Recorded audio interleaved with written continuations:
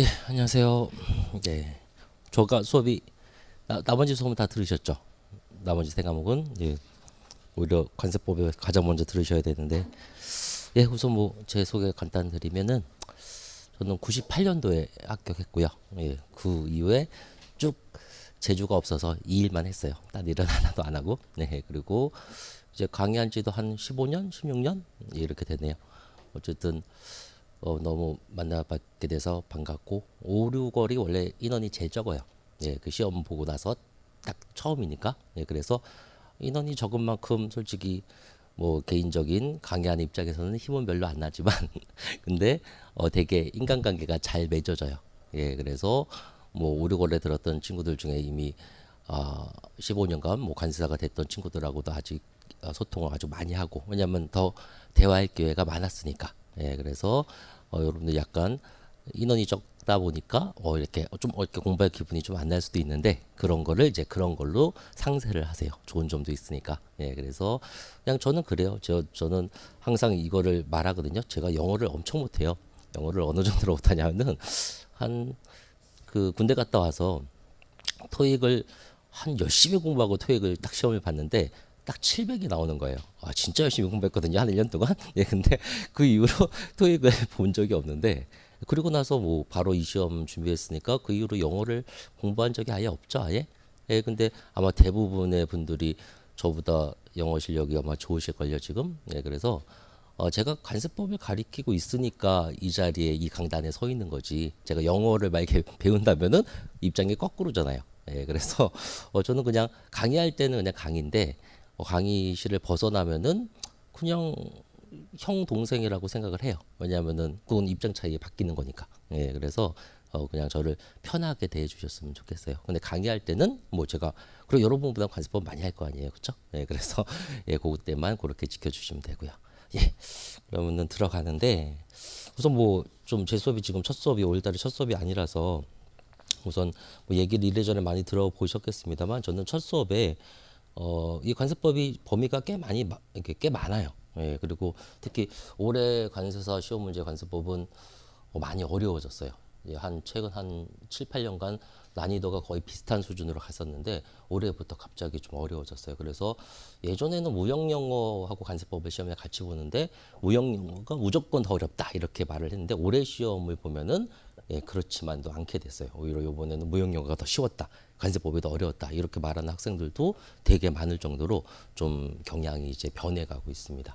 그래서 수업 시간 그 두 달간의 수업 시간이 되게 모자란데 모자람에도 불구하고 제가 꼭 첫 시간에 한두 시간 어쩔 때는 하루를 다 소비하기도 하고요.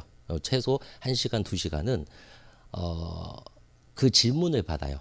관세사에 대한 어떤 뭐라 그럴까요? 약간 그 궁금한 점. 신라라는 어떤 궁금한 점. 그러니까 대충은 다 아시고 준비하시겠습니다만 왜 제가 그런 거를 꼭 이 시간에 갔냐면 1차 지금 강의하시는 분들 중에 관세사 현업에 이렇게 오랫동안 근무한 사람은 저밖에 없어요. 그러니까 우선 뭐 회계나 내세는 회계사님들이 회계사나 세무사님들이 해야 되는 거 당연하고 그리고 지금 무형영어 김 대표 같은 경우에는 당연히 김 대표가 저보다 한 기수 아래예요.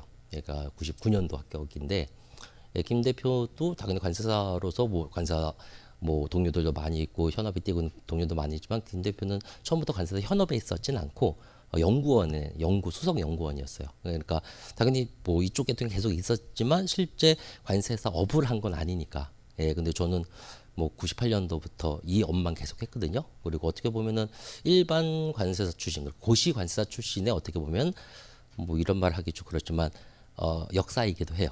그때부터 제가 고시 합격했던 그 시기부터 일반 관세사라는 개념, 고시 관세사라는 개념이 처음 시작된 시기였거든요. 그래서 어떻게 보면은 저처럼 이 관세사, 이 고시 관세사의 어떤 그런 역사에 대해서 많이 아는 사람은 없다고 자부해요. 그래서 이 시험이 뭐 무슨 뭐 중개사 시험 이런 시험처럼 뭐 단박에 끝나는 시험도 아니고 다 아시다시피 한 최소 1년 6개월, 뭐 일반적으로 한 2년 정도는 투자를 하셔야 되는 시험이에요. 그럼 시험 준비할 때 가장 뭐 어려운 건 여러분 뭐겠어요? 가장 어려운 거는 이제 중간에 유혹에 빠지는 거예요. 그거를 없애기 위해서는 이 길이 이 길에 대한 어느 정도의 신념이 있으셔야 돼요. 예, 그래서 그거를 그러면 어떻게 해서 키우느냐? 그거는 이거밖에 없죠. 이거에 대해서 제대로 아는 거밖에 없어요. 예, 그래야지 중간에 다른 길로 안 빠지시니까. 그리고 공부에 대한 확신하고 꾸준하게 매진하실 수 있으니까. 예, 그래서 첫 시간에 제가 그런 거를 신랄하게 좀 말씀드려요. 그래서 신랄하고 제가 뭐 이렇게 주저주저 이렇게 떠들 수는 없고 여러분의 질문을 하면은 거기에 답을 해드려요. 예, 그래서 예전에 그러니까 한 십몇 년 전에 학원 막 원장님들은 제가 그런 거에 너무 신랄하게 얘기해가지고 저한테 막 뭐라 그런 적이 있었어요. 그렇게 신랄하게 얘기하면 어떡하냐? 그러면 학생들이 떠나지 않느냐? 그래서 너는 그 무슨 관계냐고 나 이거 강의 안 해도 된다고 나는 현업 있는 사람이고 그렇다고 내 후배가 될 사람한테 내가 거짓말할 수는 없지 않냐? 이렇게 말을 하고는 했었는데 뭐 이제야 뭐 김 대표야 뭐 저하고 뭐 강의도 한 15년간 같이 한 친구니까 뭐 그렇게 그런 말 할 처지도 못 되고 하지만 김 대표는 속으로 또 그렇게 생각할지도 몰라요. 하지만 그건 또 그건 거고 어쩔 수 없는 거죠. 그래서 제가 첫 시간은 그런 질문을 꼭 받습니다. 예, 그래서 뭐 어떤 이런 뭐 공부하는 건 당연히 중요하지만 그거보다는 제가 생각하기엔 그게 훨씬 더 중요하거든요. 어떤 머릿속에 대충 의문점 또 인터넷에서 이렇게 도는 그런 얘기들이 옳고 그름 뭐 그런 것에 대해서 이제 궁금증을 풀어야지 공부에 매진이 가능하세요. 예, 그래서 질문을 이제 받을 테니까 얘기를 한번 해보세요. 뭐 궁금하신 거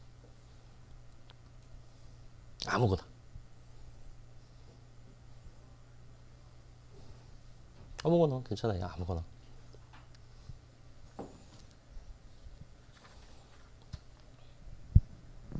딱 이런 거 하면 이게 우리나라의 그 주입식 교육의 병폐를 느낄 수 있어요. 뭘 물어보라 그러면은 답을 이렇게 물어보지도 않으시고 그래서 빨리 기회가 이렇게 흔하지 않아요. 제가 이런 특징을 갖고 있어요. 뭐 다른 수업도 많이 그러겠습니다만 제 수업은 그리고 그건 아세요? 1차는 대부분 아니지만 그 동영상 비율이 더 높아요. 이게 실제 실강으로 들으시는 비율보다. 그래서 동영상을 이렇게 들으시다 보면은 보통 2배속을 많이 하시거든요. 그러니까 빨리빨리 들으려고. 근데 제 강의는 유일하게 2배속을 안 해도 되는 강의예요. 제 강의를 2배속을 했다가는 무슨 말인지 하나도 못 알아들어요. 그러니까 평소 때 말이 워낙 빠르기 때문에 그래서 이제 다다다다 나가는데 그럼에도 불구하고 이 기회를 드리는 거예요. 이런 기회가 쉽지 않거든요. 그러니까 빨리 물어보세요. 아무거나. 네. 네. 예. 관세직과 관세사의 하는 일의 차이요? 당연히 많이 나죠. 그러니까 많은 사람들이 관세사 그러면은 아직까지도 요즘에는 그래도 많이 그런 좀 오해가 많이 풀렸는데 오해라기보다는 관세사에 대해서 전혀 몰라서 그런 얘기를 했던 거죠. 그래서 관세사 그러면은 관세청에서 일하세요? 뭐 이런 식의 질문들을 많이 하세요. 그러니까 말 그대로 하는 일이 일 자체는 똑같은데 처하는 자세는 완전히 다르겠죠. 말 그대로 세무사하고 일반 납세자하고의 관계, 회계사하고 일반 기업의 관계, 그런 관계하고 관세청과 관세사의 관계는 똑같은 관계예요. 말 그대로 관세사가 만약에 청과 또는 세관과 일반 수입업자와 이렇게 양편을 두고 관세사를 만약에 중간에 뒀을 때 당연히 그 관세사는 누구 편이냐 만약에 편가르기를 만약에 한다면 그건 당연히 화주 편, 일반 수입업자의 편이에요. 근데 이 사람 수입업자의 업무를 대리하는 역할을 하는 거거든요. 그러니까 당연히 똑같은 수출입 업무를 본다 하더라도 뭐 이렇게까지 표현하면 모르겠습니다만 관세사는 법의 테두리 안에서 가장 수입을 편리하게 빨리 하려고 노력하는 사람이고 그 관세직이나 그쪽 일하는 사람들은 법의 테두리 안에서 가장 정확하고 빡빡하게 이 업무를 처리하려는 사람이죠. 그러니까 당연히 업무적으로 대하는 개념이 다를 수밖에 없죠. 그래서 말 그대로 여러분 그 모든 자격사는요 그걸 명심하세요. 그 사업자의 업태하고 업종을 보면은 그 업종의 서비스업이라고 돼 있어요. 변호사도 그렇고 세무사도 그렇고 회계사도 그렇고 다 서비스업이에요. 서비스업이라는 게 뭐예요? 이 사람을 대신해서 어떤 업무를 대행해 주는 거잖아요. 그렇죠? 예, 그래서 그걸 잊으시면 안 돼요. 모든 자격사는 서비스업에 속하는구나라는 걸 잊으시면 안 되죠. 그래서 당연히 많이 다릅니다. 하지만 똑같은 주제를 가지고서 예, 어떤 똑같은 법, 똑같은 테두리에서 업무를 수행하니까 서로 모르는 거를 서로 토의하기도 하고 관세청에서 어떤 업무를 어떤 법을 새로운 법을 개정하거나 뭐 이렇게 시행하려고 할 때 관세사의 자문을 많이 얻어요. 예, 그래서 실제로 저도 관세사는 뭐 변호사의 변호사 협회가 있고 세무사의 세무사회가 있듯이 관세사도 관세사회라는 게 있거든요. 예, 제가 지금 한 8년간 거기 연구위원이에요. 그러면은 이제 그런 연구위원들을 청에서 불러서 새로운 법제도를 시행하려고 할 때 꼭 자문을 구합니다. 예, 그래서 어떻게 보면은 같이 가는 관계인데 입장은 다를 수밖에 없는 거죠. 예, 그래서 그렇게 생각하시면 돼요. 그리고 어떤 뭐 이런 개념, 누가 관세직을 하는 게 나을까요? 관세사를 하는 게 나을까요? 라고 질문을 하시는데 그거는 자기의 어떤 성향의 차이겠죠. 말 그대로 관세직은 말 그대로 당연히 특수 업종이긴 하지만 그래서 관세직 공무원들은 스스로를 공무원이긴 하지만 똑같은 공무원이라고 생각하지는 않아요. 그러니까 왜냐하면 이쪽은 계속 변화하고 법이 개정되고 이렇게 계속 이렇게 바뀌는 그런 쪽의 업무이기 때문에 조금 전문적인 개념이라고 본인들도 생각을 합니다. 예, 그런데 그렇다 하더라도 그들은 공무원이죠. 예, 근데 관세사는 아니죠. 관세사는 말 그대로 어느 정도 관세사가 돼서 어느 정도 캐파가 쌓이시면 만약에 한 5년간 만약에 쌓이셨다 그러면은 어느 누구도 여러분들에게 일을 시키지 않아요. 여러분들이 스스로 알아서 찾아서 해야 되는 거죠. 하지만 그러면 시키지 않으니까 나 농땡이 깐다? 그러면은 3년 안에 잘리겠죠. 3년이 아니에요. 왜 1년 안에 잘리겠죠. 하지만 관세직은 그렇지 않아도 안 잘리죠. 예, 그런 개념의 차이인 거예요. 예, 당연히 뭐 고생을 많이 한 만큼 당연히 보수적인 것도 능력의 차이에 따라 있겠죠. 예, 당연히 관세직에서도 되게 능력을 많이 바르고 자기가 열심히 뭘 공부를 하고 이러면은 거기에서 승진 기회가 더 있을 수는 있어요. 하지만 승진 기회가 있어봤자 결국 거기에서의 어떤 월급이라든지 이런 여러 가지 결정은 호봉수가 중요하지 그게 그렇게 중요하지는 않거든요. 하지만 관세사는 그게 아니죠. 그거에 대해서 그거를 하는 만큼 천차적으로 차이가 납니다. 가장 뭐 대표적으로 저희 동기가 이제 관세사 고 시험 기수로 15기인데 같은 15기 출신들의 그러니까 지금 한 98년도부터 지금까지니까 이제 쭉 역사가 쫙 보이잖아요. 그러면은 맨 처음에는 얘가 월급을 얼마 받았었다. 근데 지금은 얼마 보더라. 예, 이거만 보더라도 뭐 지금 끝과 끝을 만약에 개인연금을 잡아들인다면 한 30배도 차이가 더 나요. 네. 근데 뭐 그거는 너무 끝과 끝이고 뭐 중간 정도의 끝과 끝은 너무 심하니까 뺀다 하더라도 그래도 최소 한 10배 차이는 나죠.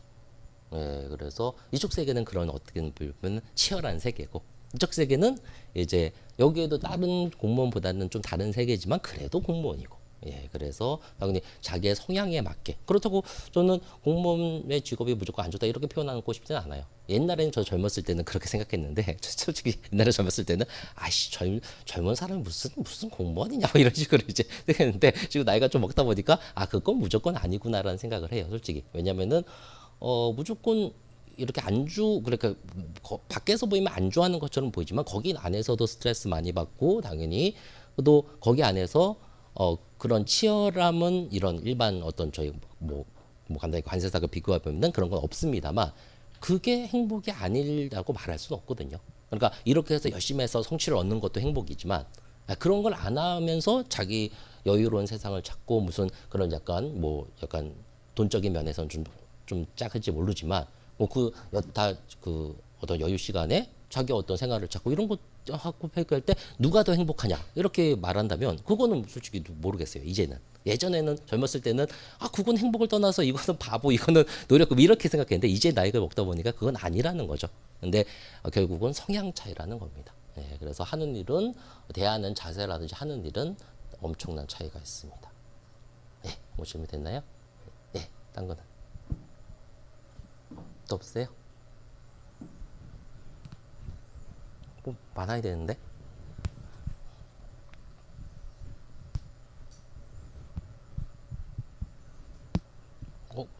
빨리 하셔야 돼요. 빨리. 저 빨리 안 하면 빨리 숨 나가요. 왜냐면 이게 보강을 해야 되기 때문에 보강하면 저도 짜증나고 여러분도 짜증나거든요. 그래서 예, 보강을 안 하려면 미친 듯이 나가야 됩니다. 공부에 대한 관세법의 공부에 대한 얘기는 제가 요거 질문 마치고 따로 해드릴게요. 예, 그거 말고 지금은 어떤 공부적 얘기 빼고 뭐 아니면 전반적인 공부 얘기는 당연히 지금 하셔도 되고 뭐 동차가 가능합니까? 뭐 이런 것도 뭐 질문하셔도 되고 이런 건 뭐 공부 얘기적인 거보다는 좀 큰 얘기니까. 우선 지금 여러분들 같이 5월달에 시작하시는 분들은 1차만 하기에는 조금 시간이 여유로워요. 1차만 매진하기에는 그래서 동차를 생각하세요 보통. 예, 그리고 뭐 그게 생각하시니까 어떻게 보면 약간 당연하고 근데 이제 뭐 그런 거에 대한 뭐 질문도 하셔도 괜찮고요. 예, 그래서 근데 이런 게 있어요. 공부라는 게 공부하는 시간과 그 양과 시간이 적절하게 딱 맞았을 때가 가장 최상의 효과가 나와요. 그러니까 공부하는 어떤 양에 비해서 기간이 너무 긴다라든지 이러면 오히려 최상의 효과가 안 나와요. 쉽게 말해서 5, 6월 달에 준비하신 분들과 뭐 7, 8월 달에 준비하신 분들 또는 뭐 더 늦게는 뭐 11월에 준비하시는 분들 예 그러니까 7, 8 그다음에 9, 10이겠죠. 9월 달에 시작하시는 분들 이런 분들과 그러면은 뭐 물리적으로 비교를 해보면 5, 6월 달에 시작하시는 분들이 거의 1차 합격의 비율이 훨씬 더 높아야 될 거 아니에요. 근데 그렇지만은 않아요. 어떻게 보면 비율적으로 따지면은 7, 8월에 준비하시는 분들이 가장 합격률이 높아요. 네, 그러니까 뭐 이런 거는 이제 약간 마음 자세의 차이겠죠. 예. 그래서 이제 그래서 동차를 좀 염두를 조금은 두시는 것도 오히려 좋은 방법이기도 해요. 왜냐하면은 약간 항상 긴장감을 유지하고 있어야지만 공부가 잘 되지. 이거 이 시간에 하기엔 너무 좀 널널한데 뭐 이런 생각을 가졌다가는 어느 순간에 그게 역전돼 버리거든요. 예, 그래서 뭐 그런 것도 약간 페이스 조정을 잘 하셔야 돼요. 그래서 우선 그거에 대한 어떤 차이점은 내가 공부에 전념이 가능한가 가능하지 않은가 뭐 이런 것도 좀 생각을 해보셔야 되고 공부에 전념이 만약에 나는 지금 시작했지만 공부에 전혀 불가능하다 생각하면 당연히 뭐 1차만 하시기에도 좀 빡빡한 시간이니까 그렇게 쭉 밀고 나가시면 되고 아니면 나는 전념할 수 있어요. 근데 그 전념이라는 개념이 내가 도저히 할 수 없을 상태가 있고 전념을 할 수 있는데도 불구하고 내가 괜히 딴짓을 하는 그런 상태가 있어요. 그래서 전념할 수 있는데도 딴짓을 할 수 있는 그런 상태 그거는 뭐 염두에 두지 않고요 우선. 근데 전념할 수 없어요 도저히. 그러면은 그거는 이제 1차만 쭉 하시면 되는 거고. 근데 전념할 수 있는데 괜히 딴짓을 해요. 이래다가는 아까 전에 그런 결과가 초래한다라는 거예요. 오히려 뒤늦게 준비하는 분들보다 더 늦게 되는 그 합격률이 떨어지는 이런 결과를 초래할 수 있다라는 거죠. 그래서 그거에 대한 개념을 잡으실 때는 그러면은 그거를 채울 수 있는 건 뭘까요? 공부를 더 하는 게 낫죠. 오히려. 만약에 이거를 전념하지 않고 딴 일을 해서 딴 일에 무슨 성과를 낼 수 있는 뭔가가 있어요. 그러면은 그 일을 조금 하시면서 이제 1차만 딱 준비하시는 게 낫겠지만 그것도 아니고 이것도 저것도 아닌 상태에서 그냥 1차만 준비하시다가는 오히려 루즈해질 수 있기 때문에 그럴 때는 어차피 2차의 기본 개념, 2차는 1차에 비해서 보통 일반인 분들이 5배에서 10배라고 표현을 해요. 예, 근데 제 생각에는 뭐 한 5배 정도라고 저는 생각하는데 그러면은 그런 거를 미리미리 좀 배경을 쌓아놓는 예, 특히 또 1차의 개념과 2차의 개념이 과목이 연관이 당연히 되는 것들이 많잖아요. 근데 그런 게 말 그대로 2차의 이런 개념을 미리 공부를 해놓으면 2차에 나중에 도움도 당연히 될 뿐만 아니고 1차가 보다 더 탄탄해지는 그런 과목들도 있어요. 가장 뭐 대표적으로 무역영어가 그래요. 무역영어는 실무를 바탕으로 해놓고 영어를 공부하면 훨씬 더 확실해지고 실무가 부족한 상태에서 영어를 공부하면은 오히려 조금 흔들리고 마음이 불안해져요. 왜냐하면 실무를 제대로 모르는 상태에서 한글도 모르는데 영어부터 공부하는 애들하고 똑같은 거죠. 예, 그런 개념이기 때문에 예, 그래서 뭐 그런 식으로 만약에 개념을 잡았다면 나는 좀 전념할 수는 있는데 시간은 좀 많은 것 같다. 그러면은 공부 계획을 좀 이렇게 크게 잡는 게 낫죠. 막 영어만 이렇게 하는 게 아니고 오히려 나는 실무부터 이제 차근차근 보면서 영어를 같이 보는.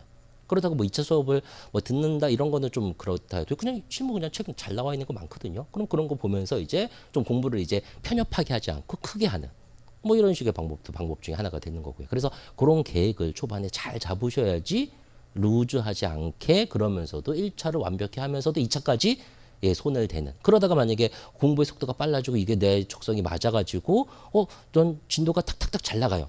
그러면 2차까지도 욕심을 내보는. 뭐 이런 식의 개념이 필요하다라는 거죠.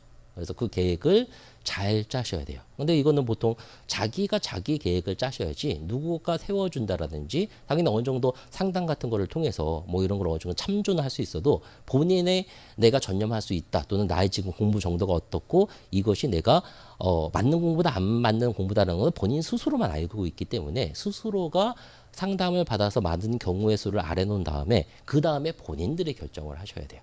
근데 그거를 결정을 잘 하지 못하면 괜히 시간만 쭉 하면서 1차도 시간이 루즈하게 흔들어가서 떨어질 수도 있다라는 거죠. 그래서 그런 개념을 지금 잘 잡아 놓으셔야 된다라는 겁니다. 그래서 제가 첫 시간에 좀 큰 개념을 잡아 드리려고 하는 거예요. 예, 그런 여러 가지가 있어서. 그래서 어떤 경우는 뭐 이거는 흔치 않습니다만 1월 달에 준비하시는 분들이 합격하기도 해요. 아주 대단한 개념인데 그러니까 아무것도 모르는 상태에서 1월 달에 준비했는데 4월 달 시험이 붙어요. 당연히 3개월 동안 되게 타이트하고 공부를 잘하신 것 개념도 있습니다만 공부의 1차에 어떤 과목별 점수의 노력 대비 최고 대비 점수가 있거든요. 그거를 아주 정확하게 짚으신 분들이에요.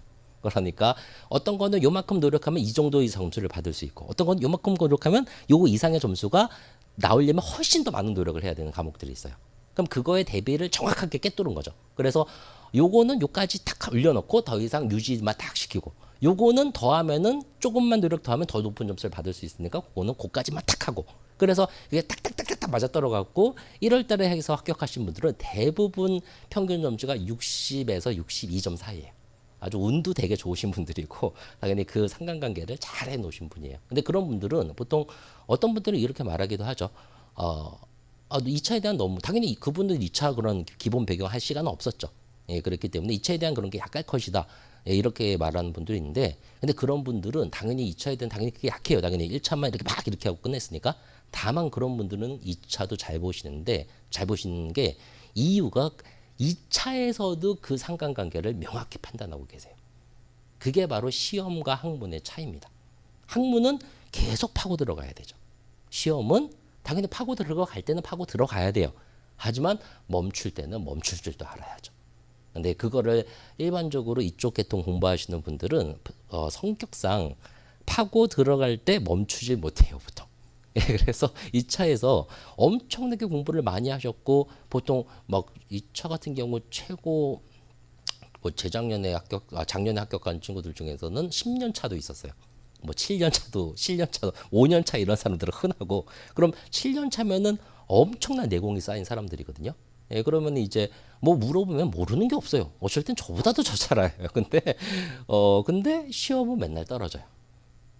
근데 그거는 시험과 학문을 구분하지 못했기 때문이죠. 네, 그래서 그 3개월 안에 1차를 붙으신 분들은 2차의 합격률도 그리 나쁘지만은 않아요. 보통 일반적으로 생각하면은 요거 간당간당 붙었으니까 2차의 배경이 너무 없어서 떨어질 것이다라고 생각하는데 그렇지 않아요. 그래서 시험이 뭔가라는 걸 잘 캐치하셔야죠. 네, 이런 게 되게 중요합니다. 되게 이런 시험에서는 그래서 학문은 아니죠. 예, 학문은 아니고 시험이니까. 예. 왜 이제 뭐 질문거리가 뭐 확 쏙쏙 떠오르고 그러지 않으세요? 제가 배경을 밑밥을 던져놨는데 밑밥을 예 못한 거 없어요?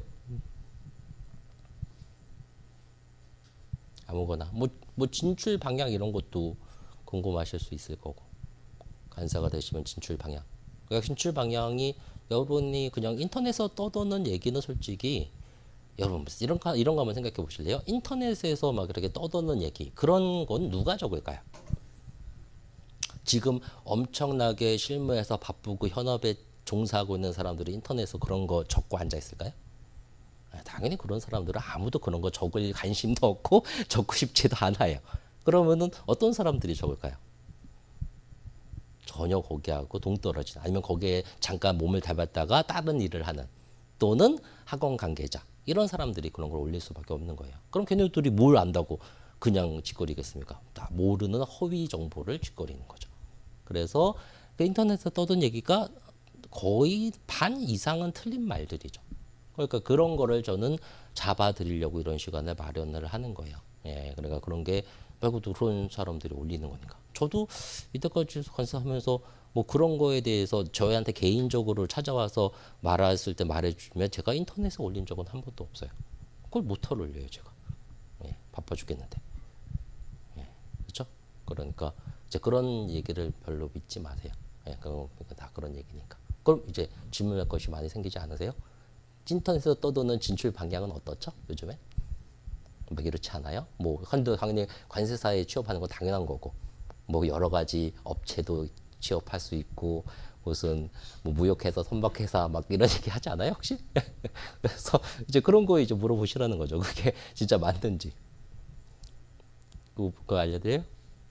우선 관세사 거기에 무슨 인터넷에 떠돈 얘기를 보면은 이렇게 많이 얘기를 하죠. 그래서 학교 가면 우선은 관세사가 이제 개인 사무실이 있고 합동 사무실이 있고 법인이 있어요.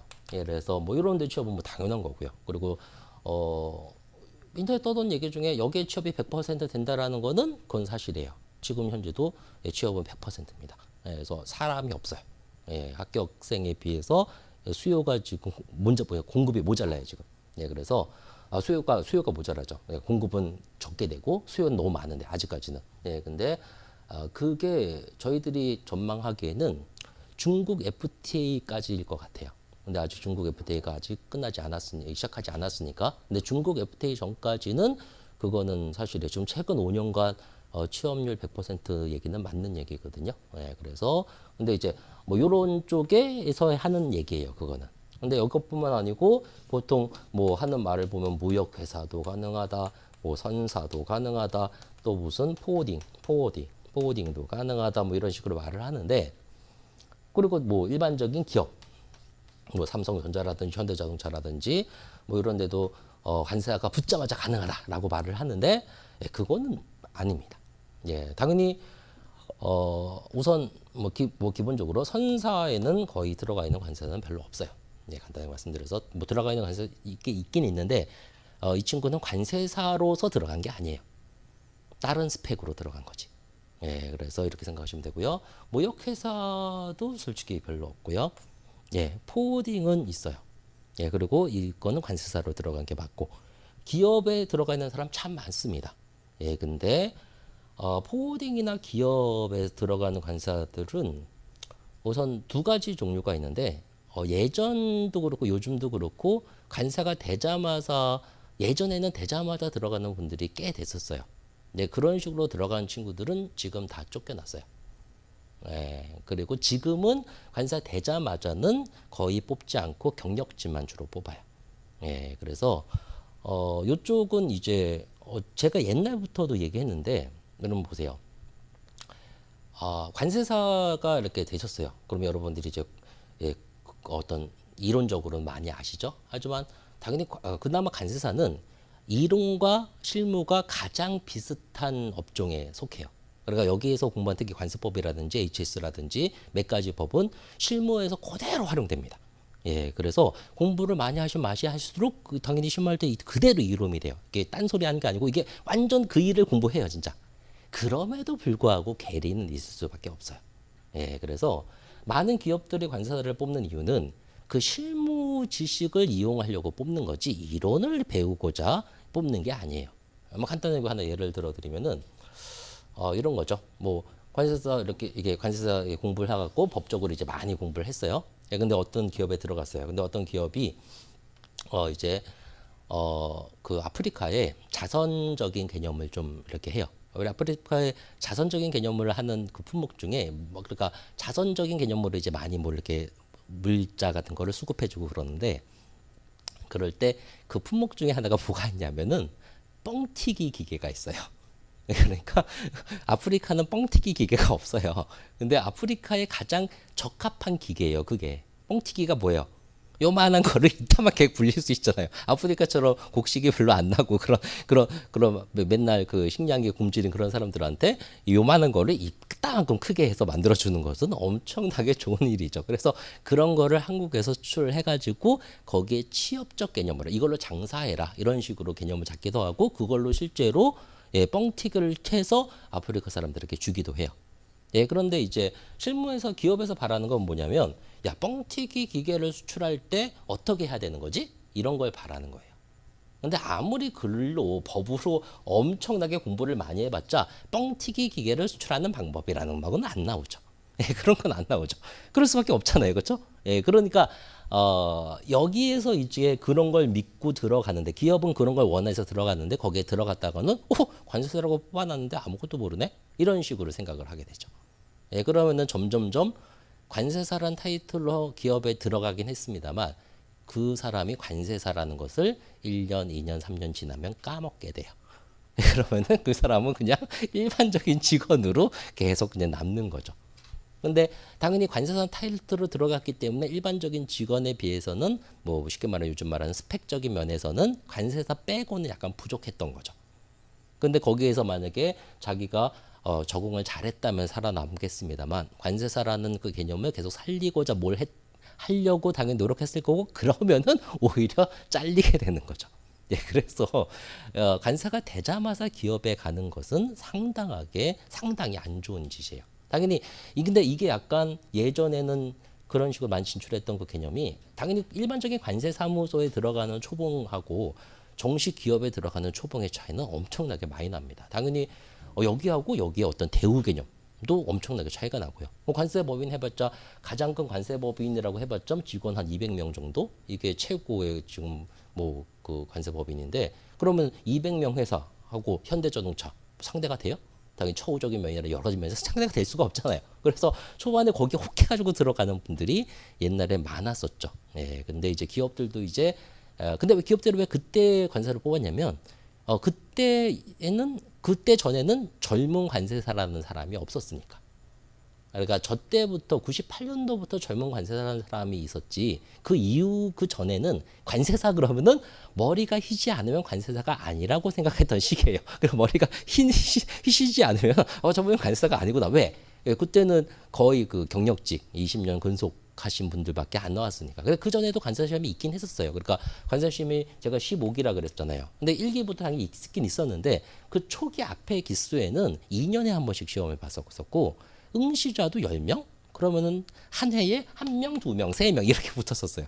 그래서 뭐 이런 하고 이때부터 14기부터 좀 본격적으로 제대로 이제 홍보도 하고 1년에 정식 고시 체계를 가졌었거든요. 그래서 뭐 이때도 당연히 고시 체계 똑같았습니다만 이제 홍보도 하고 이런 시험이 있다라는 것도 해서 이때부터 이제 젊은 사람들이 이제 튀어나왔었으니까 그 전에는 어떤 기업에서 어떤 통관 관련, 물류 관련 쪽에서 관세사를 뽑으려고 하더라도 뭐 그런 할아버지를 뽑을 수는 없잖아요. 예, 그래서 이제 이때부터 뽑기 시작했는데 이제는 기업이 안 거죠. 저런 젊은 관세다 초짜 갖다 놔봤자 아무것도 모르는구나. 이제 안 거죠. 예, 그래서 이제는 기업들이 별로 초짜 관세다를 뽑으려 그러지는 않습니다. 예, 근데 여기 한 개 또 있다. 회계법인도 상당히 많이 뽑고요. 예, 법무법인도 많이 뽑았었어요. 예, 특히 지금도 좀 뽑고 있고. 근데 회계법이나 법무법인도 좀 이런 개념이 좀 있죠. 회계법인 같은 경우에는 관세사는 뭐 쉽게 말해서 만약에 어떤 역량을 갖추고 회계법인에 들어가지 않는 한 시다바리 역할을 할 수밖에 없어요. 그러니까 어느 회계법이나 법무법인, 로펌 같은 데 체계는 어떻게 되냐면 팀별로 이렇게 돼 있거든요. 팀별. 그럼 이 팀에서 어떤 소송을 맡았는데 법무법인 같은 경우 어떤 소송을 맡았는데 이 소송팀에서 관세적 지식이 좀 필요해요.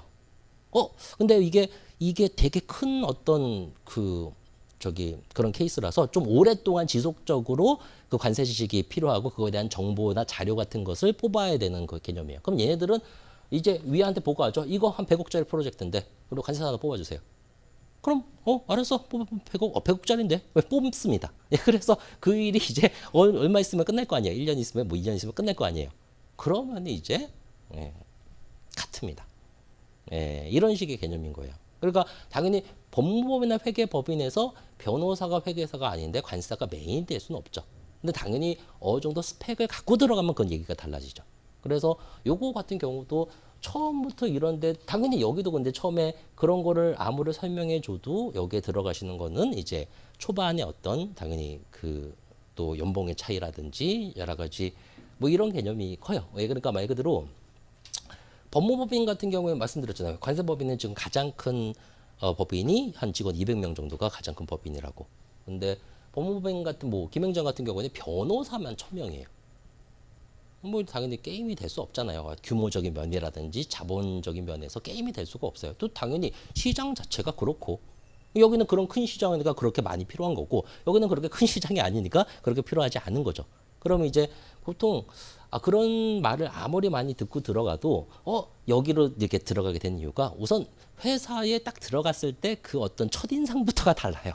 여기는 본부 김행장 같은 경우에는 딱 들어가면 이제 아주 외모가 아주 훌륭하신 어떤 그 여자분들이 앞에 딱 이렇게 앉아 있고 그리고 되게 고급스럽게 대리석으로 이제 모든 게 이렇게 되고 되게 무슨 뭐 경비도 되게 철저하고 뭐 요즘엔 법무팀 같은 경우에는 그거 뭐야 그 발레 파킹도 해줘요. 그러니까 말 그대로 딱 그 손이 오죠. 김행정 왔습니다. 그러면 바로 옆에서 그러면서 이제 발레 파킹도 해주고 되게 그러니까 당연히 그 규모부터가 다를 수밖에 없어요. 근데 그런 규모를 한번 보고 온 거하고 근데 이제 관세법인 들어갔더니 당연히 그런 거하고는 상대가 될 수는 없잖아요. 당연히 규모 자체가 다르니까. 그러면 거기하고 결정을 내려야 되는데 여기서 이제 착각을 하게 되는 거죠. 예, 그래서 요즘에는 요즘에도 근데 가끔씩 뽑아요. 예, 근데 이거를 선배 관세사 입장에서는 되게 반대하는 게 넌 어차피 시다발이다. 그 필요 없으면 자를 수밖에 없다. 이런 식으로 많이 말을 해주고 만약에 정 가고 싶으면 당연히 이쪽 세계에서 어떤 새로운 인맥을 만나는 것도 상당히 중요해요. 근데 그렇게 네가 이쪽 세계에 가고 싶으면 이쪽에서 스펙을 쌓고 가라. 근데 여기에서 어느 정도 그러니까 이 업계에서 누구누구 관세사가 일했었지라는 스펙을 각인을 시켜놓고 가면은 여기서 만약에 일을 하면서 말 그대로 자기의 새로운 인맥도 쌓고 어떤 새로운 경험하는 일도 공부하다가 만약에 여기서 필요 없다고 하기 전에 쥐가 나와버리면 되는 거죠. 왜? 여기에서 어느 정도 각인을 시켜놨으니까 다시 재취업이 가능하거든요. 그러니까 여러분 그 관세는 완벽한 전문가 집단이에요. 어느 정도 사람들에게 각인돼 있고 내가 어떤 일에 정통하다라는 것만 스스로의 자부심이 있다면 자부심이 아니고 스스로 할 수 있다라는 자신감만 있다면 언제든지 재취업은 가능해요. 다만 각인이 이쪽에 들어간 적이 없잖아요. 여기로 바로 들어갔잖아요. 그러면 모르잖아요. 여기서 사람들은. 그래서 아무리 여기 지식 훌륭하다고 여기 저희가 법인 사장들한테 와서 뭐예요? 저 훌륭합니다. 저 이거 다 할 수 있습니다. 말해. 나는 너 모르는데. 그런데 어떻게 걔를 쓸 수 있겠어요? 못 쓰는 거지. 예, 그래서 이런 많은 개념 중에 이게 있습니다만 그런 거를 좀 알고 개념을 잡아주셔야 되는 거죠. 그래서 지금 뭐 LG전자나 삼성전자나 현대자동차 이런 데는 관세가 꽤 많이 들어가 있어요. 예, 그런 분들 중에는 아까 말한 대로 초창기에 들어가셔서 버티셨던 분들도 있고요. 예, 그리고 중간에 여기서 요즘 어느 정도 실무를 완벽하게 경험하시고 나서 들어가신 분들도 있고.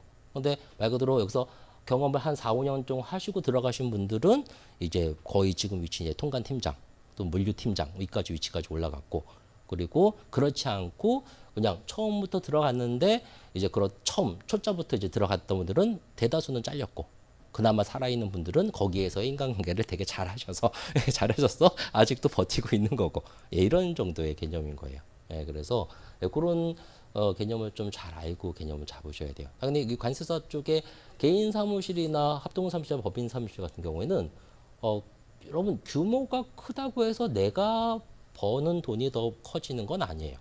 그거를 잘 아셔야 돼요. 그러니까 개인 사무실 같은 경우에는 기본 인원이 보통 4명에서 5명이에요. 그리고 합동도 뭐 관세가 2명인 것밖에 없고 요 수준에서 요즘 좀 더 정도? 예, 그리고 당연히 이게 평균이니까 당연히 어떤 사무실도 있겠어요. 2명인 사무실도 있는 거죠. 그리고 요거 합동은 여기서보다 조금 더 한 2-3명 더. 그래서 한 7, 8명 정도. 6, 7명 뭐 정도? 예, 법인 정도 돼야지 이제 전체 명수가 한 50명, 40명 이상부터 이제 시작을 하죠. 예, 그래서 그렇다고 해서 난 큰데 가야지. 다 큰데 가면은 당연히 많은 업체를 경험할 수 있고 보다 더 크게 할 수는 있습니다만 그렇다고 여러분의 스펙이 더 쌓인다 그러니 여러분이 갖고 가는 돈이 더 많아지는 건 아니죠. 간단하게 큰 법인에 들어가면은 여러분의 업무는 정해져요. 너는 계속 이것만 해. 당연히 그럴 수밖에 없죠. 조직이 커지고 그럼 분업화될 수밖에 없으니까. 하지만 작은 조직에 들어가면은 멀티가 돼야죠. 너 수출도 하고 수입도 하고 환급도 하고 컨설팅도 하고 다 해. 그래서 당연히 정신은 없지만 자기의 어떤 진짜 여기서 우리 업계에서 관세업계에서 말하는 스펙이라는 거는 종이 쪽지에 있는 내가 뭐를 땄다 이런 거는 아무도 쳐주지 않습니다. 너 이거 컨설팅 할 수 있어? 이 개념인 거예요. 그래서 당연히 멀티가 돼버리면 자기의 진정한 스펙이 완벽하게 나는 수출도 할 수 있고 수입도 할 수 있고 통관도 할 수 있고 컨설팅도 할 수 있고 심사도 할 수 있고 다 할 수 있습니다. 왜? 해봤으니까. 근데 그거를 뻥인지 아닌지는 뻔히 알죠. 금방 대하는 자세라든지 알면 되고 솔직히 이 업계는 그렇게 지금 등록 관세사가 한 1,600명 정도 돼요. 네, 등록 관세사. 등록 관세사라는 것은 관세 합격을 하고 나서 본인의 이름으로 수출입 면장을 이제 뜯는 사람이 말해요. 정식 관세사에 등록을 해서 업무를 수행해야 되죠. 그래서 합격하고 나서 실무 수습을 거치고 나야지 등록을 할 수 있는 자격 조건이 주어집니다. 예, 근데 뭐 무조건 등록을 뭐 할 필요가 없어. 그러니까 결국 등록 관세사라는 결국 최소 지점장에서 사장들을 말하는 거죠. 예, 그래서 근데 한 1,600명 정도에서 이제 일반 출신들이 한 반 정도 차지해요. 예, 그러면은 근데 보통 저희가 저희 14, 15기가 거의 여기에서 가장 좀 초창기 멤버들이니까 저희 동기 아니면은 후배들이죠. 그러면은 전화 한 세 통하면은 건너면은 얘가 어디 출신인지 다 알고 이 일을 할 수 있는지 없는지 다 뻔히 알거든요. 그래서 거기서 뭐 내가 일을 할 수 있다 이런 뻥을 칠 수는 없죠. 예, 그래서 그러면 이제 조그만 데는 정신없고 대우는 약간 안 좋을 수 있어도 예, 그런 스펙을 쌓기에는 더 좋게 되는 거고 큰 법인은 이제 약간 안정적이고 나 이제 큰데 다닌다 그리고 좀 번지를 하게 돼 있죠. 당연히 조그만 데보다 조그만 데는 어떤 의미에서 약간 복동박까지 4명 5명에서 무슨 인테리어를 할 필요가 뭐가 있어요. 그러니까 그렇게 돼 있고 여기는 당연히 인테리어 해야죠. 그러면은 이제 거기에서 이제 들어가는 좀 이렇게 먹게 힘주는 뭐 이런 느낌이 달라질 수밖에 없어요. 그러면은 이제 근데 여기에 선택하면 그런 거는 더 좋습니다만 약간 분야가 정해지는. 근데 뭐 이게 장단점이 다 있는데 다만 무조건 분야가 하나가 정해지는 게 나쁜 것만은 아닌 게 분야가 당연히 이 법인들은 이런 개인 사무실보다는 어떻겠어요? 대기업을 많이 상대를 하죠. 대기업을 많이 상대하다 보면 엄청나게 같은 심사나 같은 컨설팅 건이라도 보다 더 크게 폭넓게 많은 인맥들을 쌓을 수 있어요. 그리고 일 자체도 그렇고 그러니까 거기에는 완벽히 정통하게 되겠죠. 근데 당연히 여기 개인적으로 조금 손대는 거는 뭐 할 줄은 아는데 그런 큰 일을 해본 건 아니니까 약간 그런 거에 대한 또 나쁜 점이 있고 그러니까 장단점이 다 있는 거지 무조건 여기가 좋다 나쁘다라는 개념은 아니라는 거예요. 근데 우선은 가장 많이 관세자가 되셨을 때 흡수되는 곳은 법인일 수밖에 없어요. 여기는 당연히 명수가 이렇다 보니까 필요할 때마다 그때 예, 경력직을 쓰는 그런 위주가 될 수밖에 없고 여기는 이제 그런 컨설팅이 맨날 많다 보니까 또 여기서 이제 한 가지 업무에 정통을 하다 보면은 이제 보통 한 가지 업무에 심사면 심사 컨설팅 뭐 FTA 컨설팅 거기에 한 1년 정도 1년에서 한 1년 좀 부족하다. 한 2년 정도만 몸담으면 거기에 우리나라 최고의 전문가가 됩니다. 왜? 그 집만 2년 동안 계속 했기 때문에. 일반적인 간사들은 그 집만 2년 동안 못 하거든요. 되게 여러 가지 일을 다 해요. 근데 그 집만 2년 동안 해보세요. 최고가 되지. 그러면 이제 거기에서 이제 만약에 다른 부서로 이동이 되지 않는 한은 어떤 일이 벌어지겠어요? 약간 예, 나오게 되는. 그럼 나왔으니까 법인은 또 어떻게 해야 될까요? 충원을 해야 될 거 아니에요. 그러니까 이제 가장 많이 흡수되는 곳이 법인일 수밖에 없는 거죠. 예, 그런데 그렇다고 해서 법인이니까 무조건 안 좋다. 말 그대로 2년 동안은 최고의 전문가가 되는데요. 이제 그런 좋은 점이 있는 겁니다. 또 나쁜 점도 있고. 그러니까 그런 개념을 좀 잘 잡아 놓으시면 되는 거고. 기업 같은 경우 보통 제가 보통 선배들 추천하기에는 법인이나 이런 데서 최소 5년 경력을 쌓아라. 그래서 절대로 평사원으로 들어가지 말고 최소 대리로 들어가고. 예, 그리고 더 바라는 건 과장급으로 들어가라. 이래야지만 뭔가 좀 더 이렇게 살아남을 수 있는 환경. 그리고 만약에 여기서 그만두더라도 다시 돌아올 수 있는 바탕이 되어 있는 상태에서 가는 거죠. 근데 그냥 처음부터 가버리면은 돌아올 수 있는 곳이 없어요. 특히 법무법인, 회계법인의 첫자에 간 사람들은 절대로 못 돌아옵니다. 돌아올 수 없죠. 예. 그러니까 이런 개념이에요. 여기에서 당연히 초봉이 많아요. 그러면은 여기서 만약에 잘렸어요. 예, 그러면은 이쪽부터 나는 다시 여기서 일을 배워야 될 거 아니에요. 여기는 안 했으니까. 근데 당연히 연봉이 그러면은 아무리 못해도 1, 2천은 확 내려가게 돼요. 근데 사람이라는 게 참 웃긴 게요. 올라가는 거는 좋은데 내려가는 거는 참지 못해요. 절대로 못 참아요. 그래서 이거를 원래는 이렇게 하면은 만약에 그렇게 하면 여기서 배운 지식이 언젠가는 크게 도움이 될 거예요. 여기 일을 하면서. 근데 그럼 하지만 여기에서 그 내려간 연봉으로 또 몇 년의 경력을 쌓아야지만 그게 빚을 볼 거 아닙니까? 근데 그렇게 하기가 어렵다라는 거죠. 무슨 아시겠어요? 예, 그래서 처음부터 여기 가지 말라고 하는 이유가 경력 쌓고 가라 오히려 그렇게 말을 선배들이 하는 거예요. 근데 처음에 아무리 그 말을 해줘도 그 처음에 그 어떤 화려함에 눌려가지고 그 처음에 딱 들어갔을 때 그 화려함에 눌려서 이제 거기에서 막 거리로 들어가는 거죠. 예, 그래서 처음에 조금 이 업계처럼 이런 건 되게 웃긴 게 있어요. 이 업계처럼 처음에 약간 앞서가는 것. 만약에 앞서간다라는 건 뭐냐면 여러분들이 이제 합격을 하셔갖고 동기들끼리 이제 만나면 맨날 무슨 얘기 하는 줄 아세요? 네 연봉이 얼마네, 연봉이 얼마네. 그 얘기밖에 안 해요. 근데 웃긴 게 그게 그 초창기 1, 2년의 네 연봉, 내 연봉의 그 차이는 10년 뒤를 보면은 전혀 뒤바뀌어 있죠.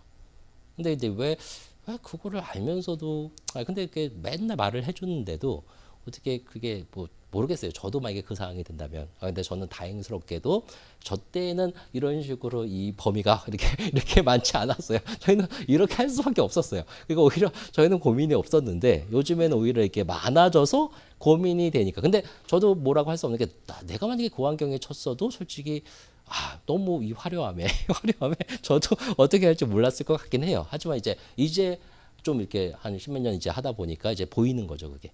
예, 그래서 좀 안 그래 줬으면 이렇게 말을 해드리는 겁니다. 어쨌든 여기서 뭐 더 질문 없으세요?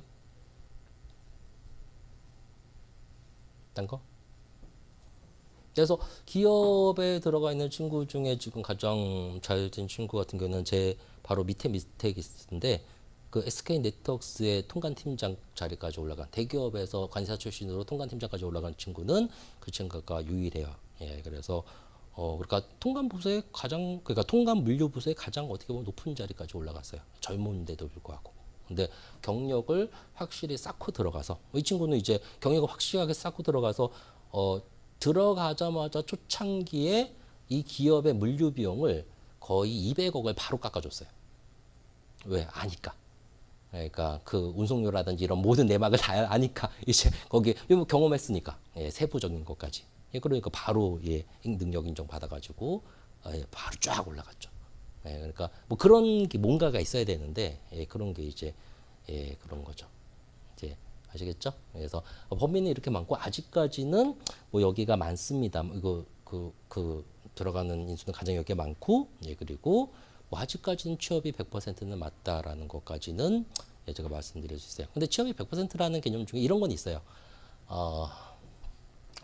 실제로 이제 앞으로는 지금 이제 90명으로 이제 합격생이 늘어났거든요. 75명에서.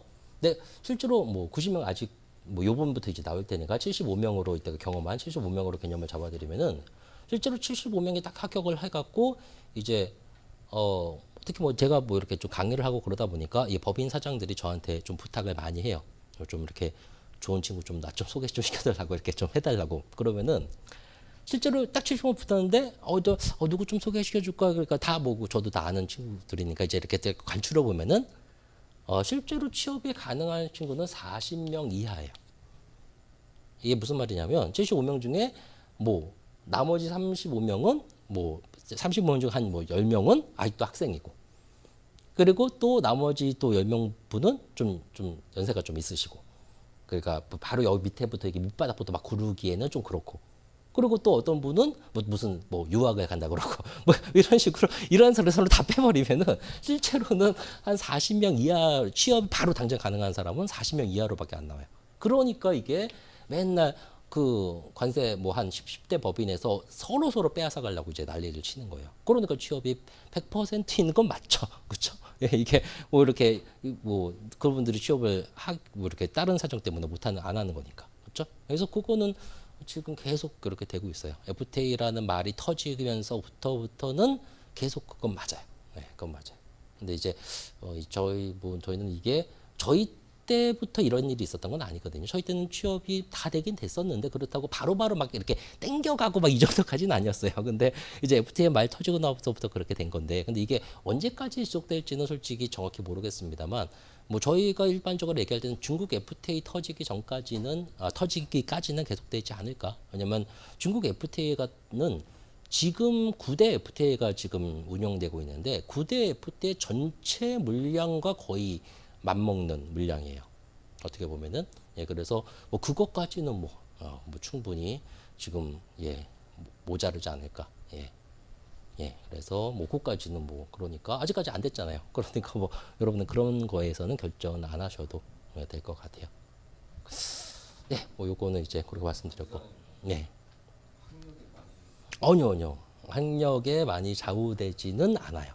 그러니까 뭐 요즘에는 뭐 관사분들도 뭐 서울대 출신도 있고 고대 출신도 있고 이제 말 그대로 소위 말하는 명문대 출신이 많이 나오긴 했는데, 지금 실제 말로 뭐 이렇게 간단히 말씀드릴게요. 지금 관세법인 중에 20대 관세법인이 있어요. 그러니까 20대, 그러니까 20대라는 게 그 20개에 해당돼, 20위에 해당되는 매출 규모 20위에 해당되는 관세법인 중에 일반 출신이 9개 관세법인이 있고요.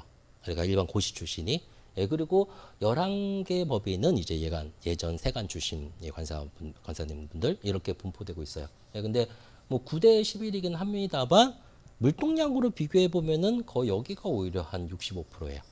그리고 1위가 1, 2, 2위, 3위가 고시 출신, 그러니까 일반 출신 관사법인들이 훨씬 더 그 많은 구지를 차지하고 있고.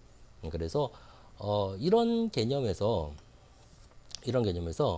그 여기 그 9대, 그러니까 9대 고시 출신자 중에는 소위 말하는 명문대 출신은 딱 한 분밖에 안 계세요. 지금 현행 관세사 회장 한희성 관세사라고, 그 친구만 고대 출신이에요.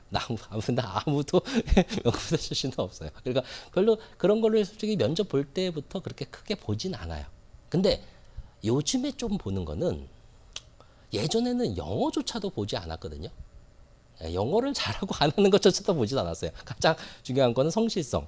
예, 그리고 말 그대로 일에 대한 어떤 뭐라 그럴까요? 좀 일에 대한 어떤 투지라고 그래야 되나요? 막 일을 막 좋아하는 사람들이 있잖아요. 예, 그런 것만 봤는데 요즘에는 영어를 좀 봐요.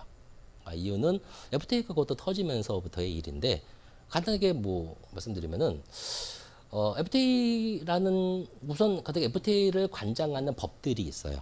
FTA를 관장하는 법들. 그래서 FTA를 관장하는 법, 당연히 기본적으로 통관의 기본적인 법은 관세법이고요. 그 다음에 FTA를 관장하는 법이 FTA 특례법이라고, 이것도 이제 1차에 들어가는 법인데, 이 법이 있고요. 그 다음에 이제 각 그 나라별 또는 EU라면 EU별 맺은 협정이 있거든요. 협정. 그래서 당연히 상위적인 법으로 본다면은 이렇게 되겠죠. 상위적인 법으로 본다면. 이거는 실제로 국회에서 만든 법이고, 이건 협정일 뿐이니까. 하지만 둘 중이 경합했을 때 우선순위를 뭐로 잡느냐라는 개념은 거꾸로 가요.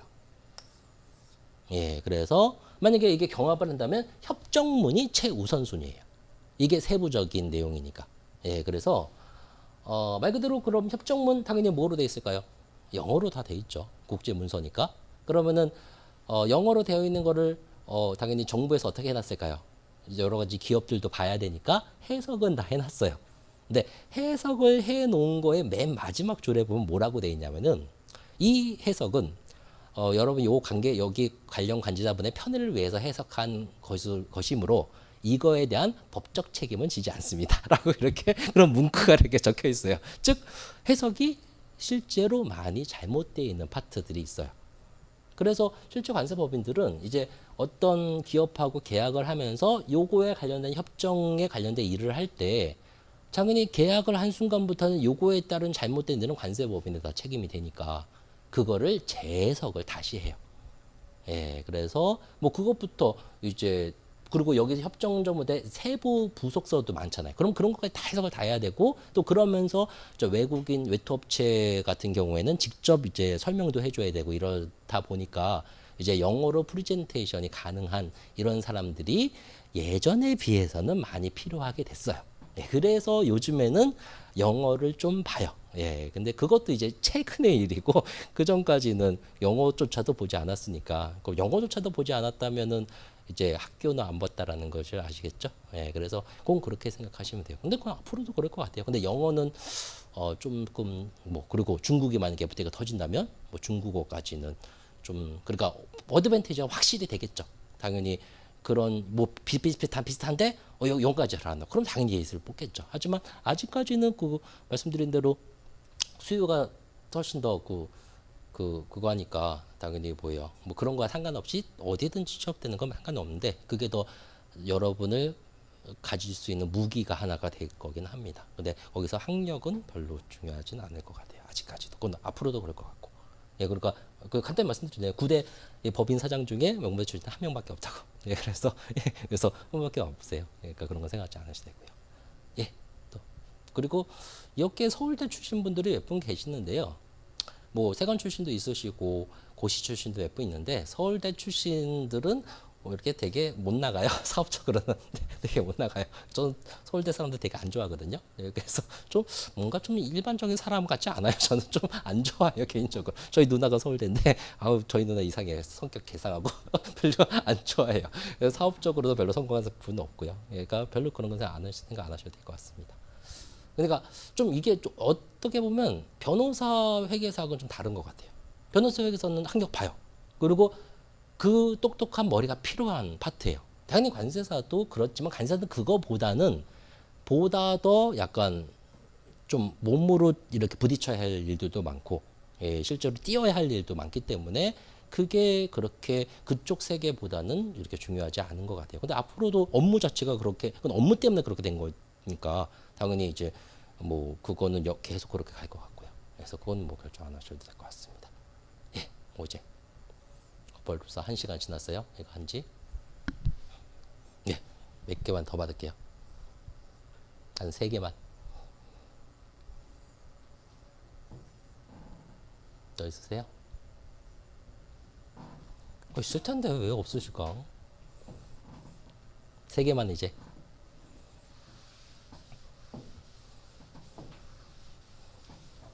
빨리요. 그 날이면 날마다 이런 기회가 오는 게 아니에요. 저 그럼 오늘 딱 이 시간 끝나면서부터 수업하기 바빠요, 진짜. 특히 관세법이 이번에 어렵게 나와서 예, 보다 더 이제 좀 세세한 것까지 건드려 드려야 되기 때문에 빨리요. 3개밖에 안 남았다니까요. 빨리. 그럼 잠깐 쉬었다 해요? 그럼 잠깐 10분 쉬었다가 3가지를 한 번만 더 쉬는 시간을 기억하세요. 그리고 나서 3가지 딱 주면 받고 이제 공부 얘기만 할게요. 예, 그럼 잠깐 쉬었다가 보시죠.